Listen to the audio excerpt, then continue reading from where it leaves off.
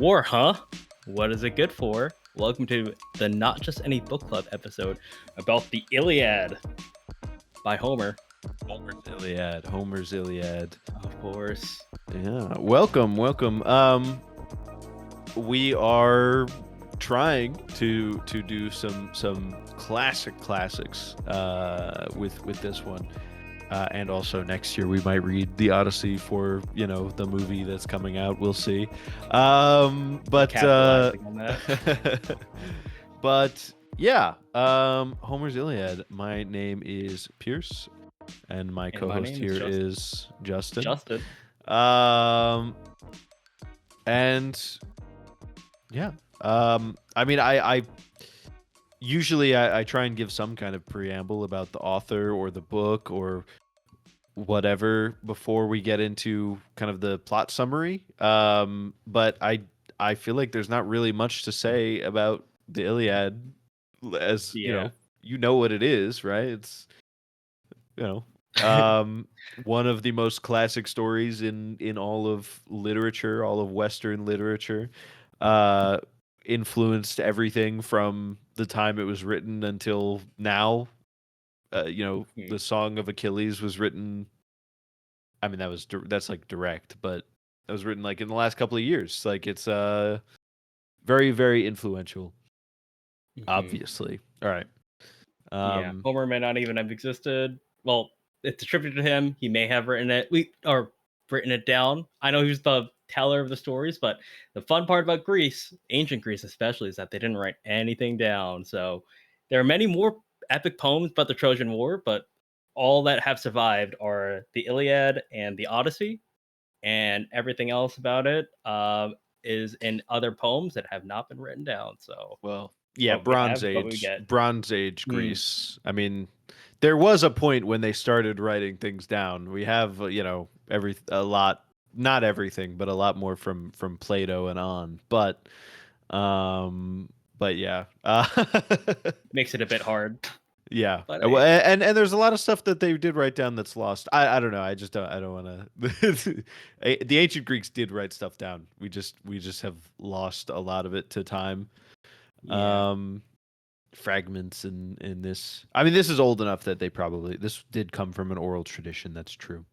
Anyhow, all right. So let's I guess summarize the Iliad. I'm gonna skip over a lot of the middle. I'm sure we'll talk about it, but it's there's a lot of fighting in the middle, so I'm going to kind of skip over that. The Iliad, if you don't know, is an oral history slash kind of a myth of a series of events 10 years into the Trojan War itself. In the first few books, we get provided with a lot of exposition on how we've gotten to this point. There's some discussion of Helen and her relationship to Agamemnon, and the leader of the Achaeans, and her theft by the Trojans. There's also, I keep calling it an endgame style moment, where all the leaders on the Achaean and the Trojan side are all accounted for in this big fight. And then we also see the beginnings of kind of a central argument between Achilles and Agamemnon in the story. Achilles, after this argument, asks, through his mother, he asks Zeus to help the Trojans defeat his side, or at least hurt his side, the Achaeans, in order to bring him great honor, right? He's supposed to be the best fighter, and they're going to be fighting without him. The middle bit, there's lots of fighting, there's battles, there's tactics. We see some scouting missions, and then lots and lots of discussions of the ongoing war, successes and failures in the middle between this beginning exposition and the end, which is most people's probably the legacy of the Iliad is from the end of the book. Seeing that they've been not that far at the end, but seeing that they've been pushed back, Agamemnon several times sort of laments and says, well, maybe we should all just head home. Maybe we've lost the war. But he gets convinced by some of the other Achaean leaders to make amends with Achilles and try to convince him to come back into the fight. He's unconvinced. He's still angry. He says that he's only going to fight if the fight comes to him, basically, comes to his ship. But Patroclus, Achilles' battle aide, his friend, and very, very possibly his lover, most likely his lover,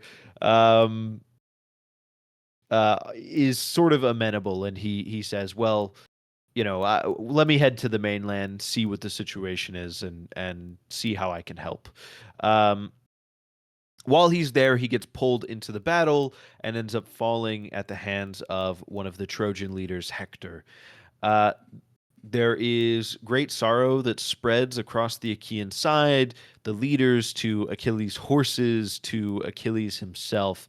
And when Achilles learns of the death of Patroclus, he lets forth a terrible, wrenching cry. Achilles plans to join the battle, and he gets a new suit of armor made by Hephaestus in the moment. He joins the fight. He kills many, many people and fights the god of the river that runs through the region, in part because the river god is so mad that he's killing so many people and leaving their bodies in the river.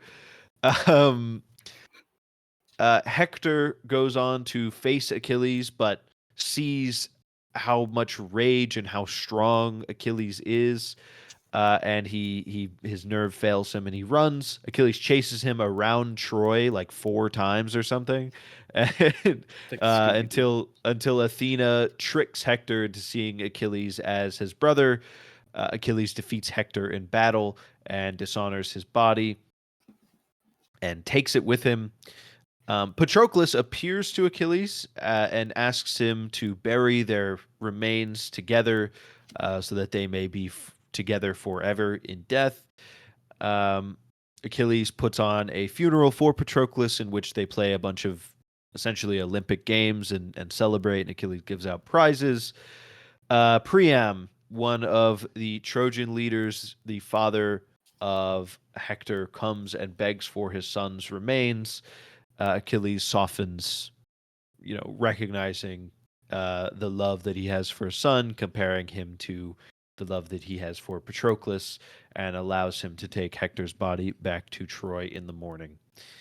And that's the end of the Iliad, but not the end of the Trojan War, and certainly not the end of the story, even though we don't have all of the pieces of it. Uh, so yeah, that's I gotta say, I think I said this before we started recording.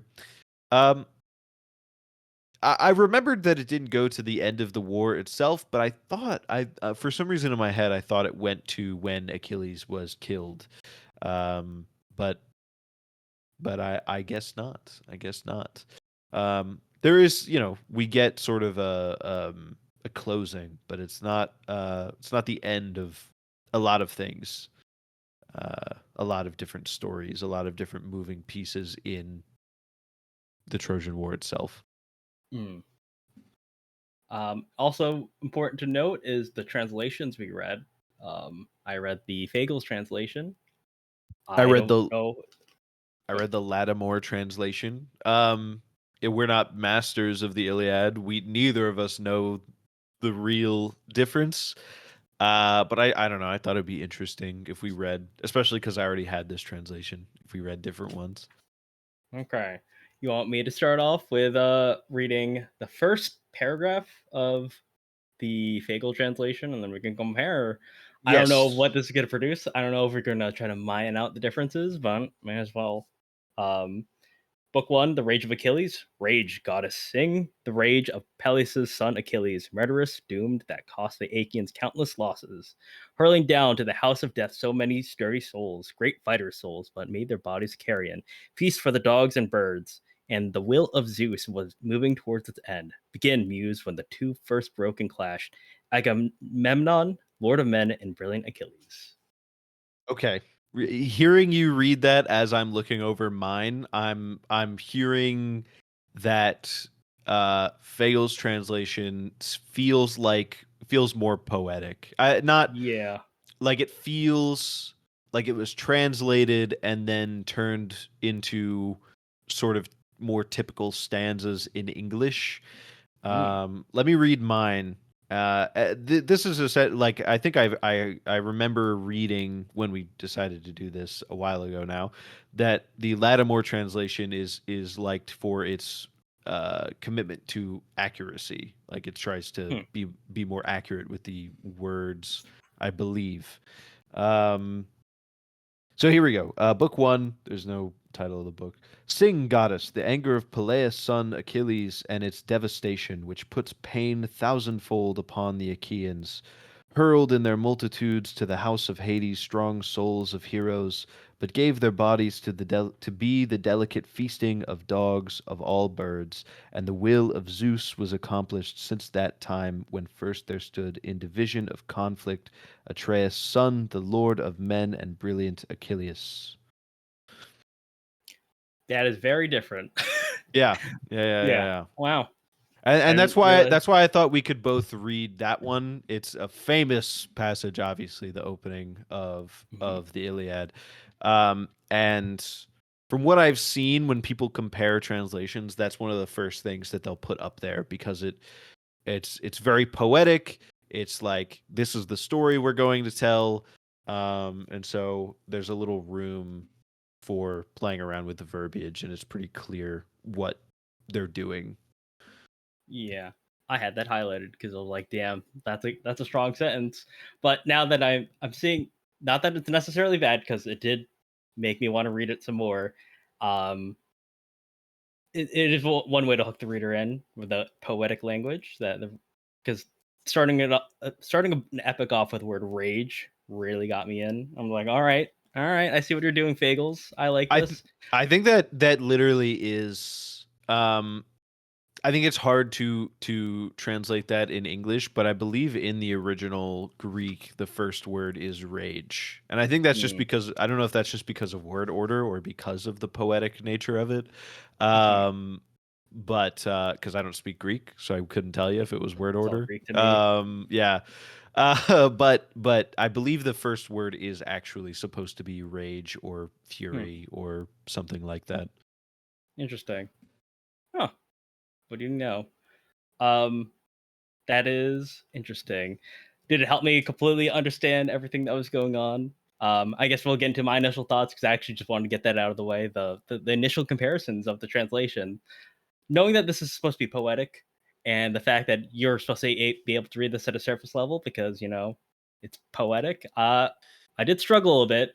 I did need some help after halfway through. Where I'm like, there's a lot of proper nouns, Yeah, I and I could not imagine somebody reading this to me essentially, right? Like orally, Mhm. in the oral tradition, I could not imagine keeping up properly with everything unless they're like a really skilled storyteller. Um just cuz it's, this guy's talking and he's the honor of this other guy. Mainly the Yeah, characters, to be honest. That was the main thing I struggled with. That every two lines they were mentioning somebody's name and it yeah, was like like somebody new. an epithet, really. Yeah. Yeah, especially when it gets to like book three, where it's just a huge list. I'm like, I don't know what's going on, or especially during battles, where Menelaus starts to go ham and starts slaughtering a bunch of Trojans, Achaeans. I forgot what side he was on. Again, keeping track. Menelaus was an Achaean. Okay, so when he was slaughtering Trojans, it would just go, he slaughtered this guy and then gives him a short history of the person he just slain and then goes to the next person, slays that person, bunch of information. And it is one way to really drive home the fact that this war is very costly and there's a human cost to this, which I found interesting. It's just it is a bit much, and I'm not going Yeah, to go criticize the fact that Homer including this because it can't really definitely take them all. feels like we're supposed to sort of be beyond the Achaean side. But it never, because like Helen doesn't want to be in Troy. She was stolen away, blah blah blah Mhm. blah. Like it feels like they're sort of righteous in this war, I think. And maybe that's Mhm. my personal bias just from my reading of it. Um it seems like the Achaean side is the more righteous side Mhm. in terms of why they're fighting, but he never really strays away from making sure that the real people on the other side of this war too, of the Trojan side. And I think that speaks to, because so much of the book is about honor, about the honor in war. And if Menelaus was just slaying nameless drones fighting in the war, it wouldn't be honorable. The people who died at Menelaus's hand wouldn't be getting their due honor for fighting in this war and fighting this battle and dying in battle. And Menelaus himself also, I think, you probably wouldn't. There would be no honor in his killing if kind of to the same token, if these were just like nameless whatever people, right? If they weren't named characters with histories and reasons to be fighting in the war. Yeah, it does make for a very dense read. I'll tell you that. It goes, oh boy. But it did kind of add to the chaos. Again, I did need help. I did have to look up subreads before and after. Before I was doing it like right after I read it. I'm like, I started to just do it before to help me comprehend the language better, and it did work for the most part. It's just this is not. I mean, it was enjoyable. At the end, I did enjoy it. It was just like I didn't know if I enjoyed it 100% as the way it was intended, because I was kind of fighting with myself, trying to figure out who was who and trying to match names to places and places to names. But I mean, since this is my very first classic that I've read, I mean, I've read a few of the Ovid stories, which are not really stories; they're just kind of like short paragraphs. That I still found myself enjoying it at the end, even though it was kind of an uphill battle. Yeah, with the Lattimore translation, me personally, I just sort of I knew, because I've read a lot of the Iliad before. I took a college class. It was one of my my what do you call it, electives, that I got. We talked about ancient Greek culture and all this stuff, and so what he had us read a bunch of stuff from the Iliad. And so I've read parts of it, and so I knew kind of what I was getting into with the names, and I was like, I think going into it, I was like, I'm just gonna let the names sort of flow through me and go with the flow, and if I start recognizing it because I'm seeing it for the second or third or fourth time, then I'm gonna be like, okay, I gotta actually know who this is, to follow the story. Leave the remembering this guy who gets mentioned one time for the scholars, I guess. Yeah, not for me, not for me. But I think maybe also there were a couple times when I needed help, but it was mostly when I was trying to read it sort of late at night. If I was trying to get some reading in before bed or something. If I was reading when I was like awake, I didn't need much help. I think that probably speaks to the translation. Having heard Fagle's and now obviously having read my translation, the poetics can kind of get in the way of understanding. Yeah. Which is not to say Lattimore's translation is not poetic at all. It is, but I think it definitely sounds like it's going more for accuracy or ease of understanding than, or maybe a little both, than the actual poetic side of it. Yeah. Also agreed. Also thematically, because we didn't talk about all the gods, and why this war was even started for almost right. petty reasons. Right. Not the war, the book. I specifically did not mention the gods in the summary, but they're super important to the story and the meaning and the themes of the story. So yeah, we could talk about them for sure. Yeah, who are the main gods again? I know that. I mean, Zeus again. Zeus is very involved. Poseidon is very involved. I mean, we don't have to talk about the main gods who aren't involved. Zeus is very involved. Poseidon is pretty involved. Hera and Aphrodite are the main gods on the side of the Trojans, and Apollo. Apollo, Hera, and Aphrodite are the main gods on the side of the Trojans. Poseidon is involved. Zeus tries to get people to not be involved. I think those are the main 5 that are pretty I'm surprised you had involved. that memorized. That's impressive. And there are a bunch of demigods as well. Achilles being the Yeah. main one, and Uh, Patroclus is the other one, I think. Patroclus. I don't know. I don't know which. I'm sure a lot of them have some Kind of kind blurs of together. some kind of godly heritage. On Because Hector, obviously. these are all sort of like noble people, right? And like Yeah. even there was even like a minor character who like shot an arrow at somebody and it mentioned that his dad was Zeus or something. I'm pretty sure. But like, like these are all a lot of the named characters that we see repeatedly are noble people who are going Mhm. to draw their lineage back to the gods at some point probably. Yeah. I know the Romans did that. I For think. some reason, that's reminding me. This is a kind of a tangent, but what they did for Hades, the game, where Zagreus is only mentioned once in some obscure poem from Greece, Oh, and yeah, then yeah, yeah. Zagreus and the new. I've not played enough of Melanoe. Hades. Yeah, Melanoe. Uh, Both of them are like super super obscure. Yeah, yeah, yeah. I huh, do I not to go off on a tangent about Hades, but I actually do love that they're like yeah.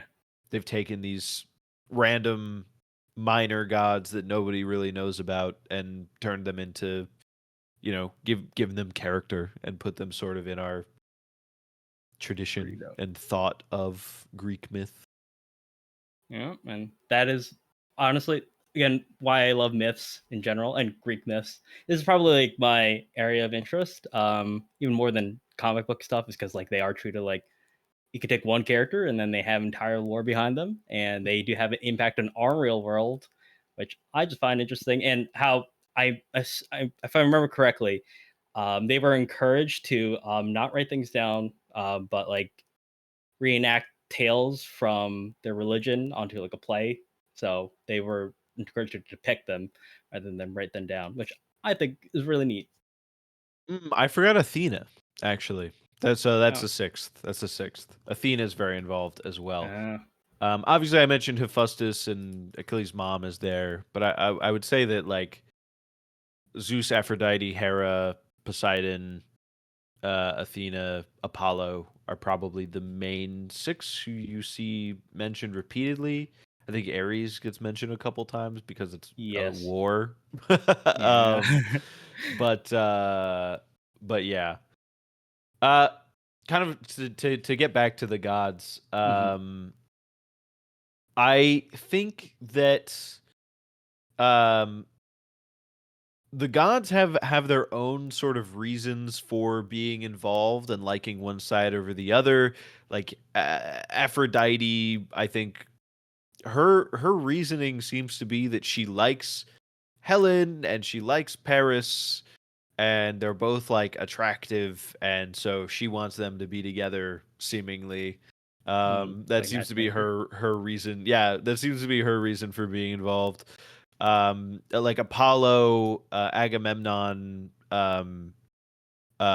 ignored the what was it? It was that one of Apollo's priests or followers, his daughter was taken by Agamemnon in like a raid or something. Something happened where Agamemnon had his daughter and he wouldn't return her. And Hmm. so Achilles did it for him, and that was the start of their fight. And Apollo is still mad at the Achaeans for that, and blah blah. Like they all have their own reasons for being involved in this, and at times, I think the biggest thing for me outside of the pettiness of the gods, at times it feels like the war is more like the gods kind of dealing with playthings Yeah, that that's a common theme. they're sort of are really the ones in control. They're egging people on to do certain things. They're guiding arrows. They're constantly involved. Even when Zeus forbids it, he's involved. He forbids everyone else but him um, Mhm. from getting involved. Uh, and so, yeah, like there's so much to the human level of it, of what what we're fated to do and be, um our hubris, the wars we have with each other, heroism, all of those things. And yet at the same time, in the background, it feels like the gods are kind of in control, uh at most of the Yeah. time. Because like fate is a kind of like a driving force. Because if I remember, again, this is one of the names that I keep on forgetting. Achilles keeps on defying fate because he's like, this is not my time to die. I'm fated to die by another method in the war. Yeah. Well, he says that my fate is either to get involved in this war and die, or and have like be one of the most honorable warriors of all time, or I can return home and live a quiet life, and not and live a long quiet life essentially. Um, and he's so mad at Agamemnon that he's sort of willing to forego all of that, all of the honor, the great honor, and everything to live this long, quiet, peaceful life. Obviously, we're reading this story, so that in itself kind of tells you the way that this is going to go, even if Mhm. you've never heard of Achilles before. But yeah, yeah. Yeah. And I don't. Are there any other significant themes in the Iliad that come to mind? Because we Um, covered fate and war and heroism in a way, kind of tangentially. yeah. And glory. Um, I would say uh hubris, right? Hubris, it's kind of Hmm. the pride of all of the people involved is sort of why they get into this and why it ends up being so bad. Um like, you know, Hmm. Agamemnon uh refuses a bunch of the things to do with that priest of Apollo, um and his dealings with taking Achilles' wife, or the woman that he had in his house, or whatever you want to call it. It's Hmm. Agamemnon's pride that drives that conflict forward, and then it's Achilles' pride that makes him sort of back out of the war. And because of Achilles' pride, he doesn't, when they come to him and they say, "We're going to lose, please come help us," Achilles is too prideful, and he doesn't relent, he doesn't join, and so Patroclus goes instead, and he gets Patroclus killed, and then he decides he has to join to avenge Hmm. Patroclus's death. I think hubris is a bigger, or the biggest theme in the Odyssey when we eventually Yeah, I was get about to to say. that, but it is still present in this one pretty clearly, I think. Yeah, and that has to be like one of the most in Greek tragedies in general. Hubris seems to be the thing that is very common. Right. That's like the common flaw in all tragedies, Yeah. trying to defy fate or the gods. Yeah. Does never end well. You have enough pride that you think that you can do that. Yeah. Um, I don't know if his fate. I guess maybe it says it in the book, maybe it doesn't. I don't remember off the top of my head. If his fate is literally he can either do this or that, or if he's fated to die in the war, and he's like, what if I just don't fight? What if I just don't do it? Then I can go home. I can't remember off the top of my head if it's like his assumption that he can just trick fate by not getting involved, or if that his fate literally says you're gonna do this or that. I don't remember. Hmm. Um, I would imagine it would fit more in with the theme of hubris if that second part was not actually in the prophecy, the fate. Um, I think also we would probably be um remiss to not mention rage, fury, wrath as Yeah. a theme. Um, it's anger that drives a lot of the decisions that gets people into the war, Hmm. that that drives a wedge between Agamemnon and Achilles, not just their pride, but also they really do get angry with each other in that scene when it first when that argument first sort of begins. Like I'm just looking at my notes. Achilles accuses Agamemnon of being greediest for gain of all men.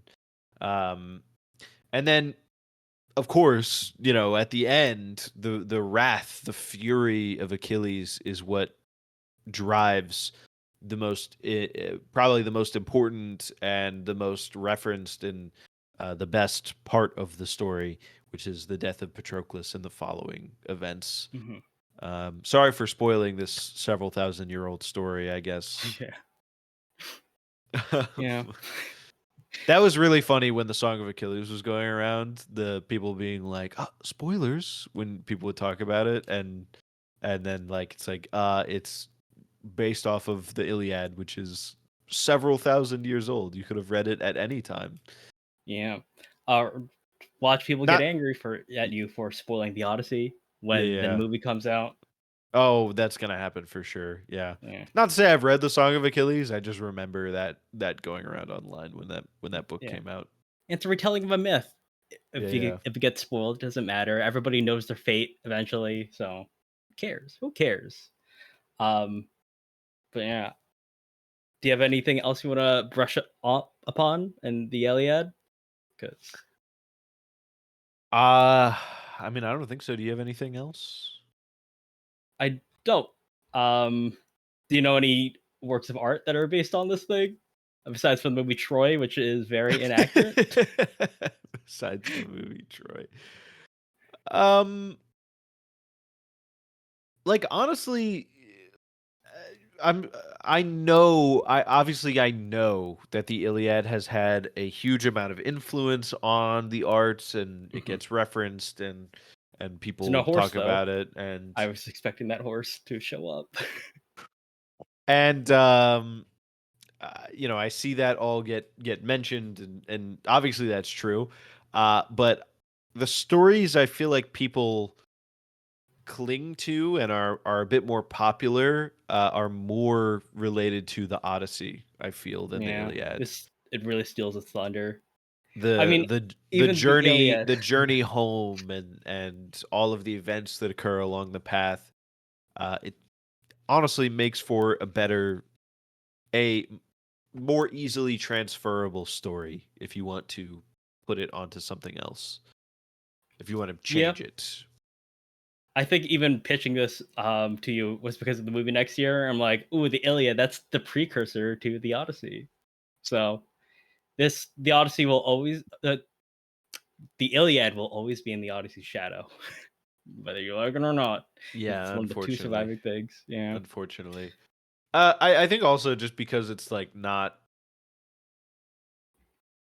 it's a good read. It's definitely a good read, but it is also definitely there's a lot of random people who you get introduced to, and they're in like 3 scenes. They're in like 2 or 3 events, and then they die or they just like go away and never come back. Like there's just a lot of random people in the Iliad, which makes it not a bad read, because part of the point is the poetics and the story and all that. But it definitely makes it less fun to read in those chapters where we're seeing all those random characters, to me. Yeah. Especially the ending where it's just them playing games and then it kind of fizzles out. It's not the most exciting epilogue either. But whatever. So that's all I got to say on that. I can't wait until we read the Odyssey next year. That seems exciting. I had the same translation for Robert Fagle's. I don't know if you got the same, or is it another Lattimore translation? I got the Fagles because I did not immediately find. I was gonna get Lattimore. I was gonna do the same thing, but I could not immediately find like a good copy of it that I liked. So I was just like, whatever. It doesn't really matter. I just thought it would be interesting since we had just both purchased different translations. Just happened to. Yeah. And I guess with any translated classic work, I usually always trust Penguin Classics to provide the best of them. So I figured why not. Um,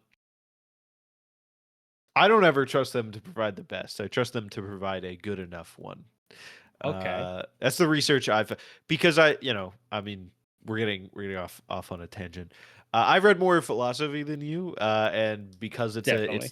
they're difficult works, I've done some research about translations, and basically, the take on Penguin is that they have good translations. Okay. Sometimes they're the best. Usually, they're good enough. Um, and if you're actually studying it in university, maybe you want a different one, but they're usually good enough for Okay. just like The public casual mass, I guess. casual reading. Yeah. Hmm. Well, I think yeah, I can't recall the last time I looked up like what translation is good for this book, and Penguin was like terrible. um I'm sure it happens, but huh. That anyhow. is news to me. Okay. Well, I mean, on that note, shall we wrap things up? Yes. If you enjoyed, please give us a like, a rating, a follow, subscribe, whatever it is on whatever platform. Leave a comment. We truly do appreciate it every time we see one of those come in. Um, Not mean ones. Not mean ones. Um, Next, I'm not. I just skipped over mentioning our social media because we're really bad at posting, but it's there on X and Not TikTok, even if there's not anything new posted Blue Sky recently. too. Well, I Blue haven't posted Sky as anything there well. either, You can check us out there or try to. or try to. Uh, and then you can join us next month for a very, very controversial one. We will be reading Lolita By Vladimir Nabokov. by Um, Vladimir Nabokov. that won't be getting picked up in the algorithm, so subscribe or Maybe it will. potentially look it up. Sometimes Oh, the algorithm like controversy. Sometimes we'll see.